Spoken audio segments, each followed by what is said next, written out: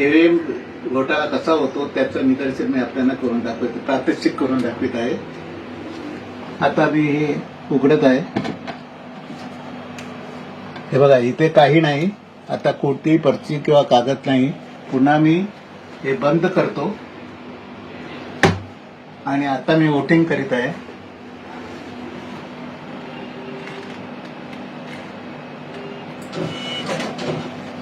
ज्यावर मी केळे निशाणावर वोटिंग केली ते केळे निशाण दिसत आहे. आता पुन्हा एकदा मी केळे निशाणावर दाबतो.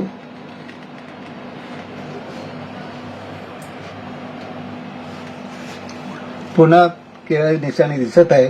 आता उघडलं पाहिजे. आता लाईट गेल्यानंतर काय परिणाम होतो त्याचा आपण बघूया. उघडा. आता मी उघडून दाखवतो. बघा, हे आपण केळ्यावर दाबून सुद्धा ऍपलवर हे आलेलं आहे. म्हणजे अशा तुम्ही कुठच्याही निशाणा दाबलं तरी भाजपलाच हे मत जाणार याचं यावरून स्पष्ट होते. तर या अशा रीतीने ईव्हीएमचा घोटाळा आहे तो आपण प्रत्यक्ष पाहतात आणि आमची मागणी आहे की ईव्हीएम मशीन बंद करावी आणि त्याऐवजी बॅलेट पेपर द्यावं.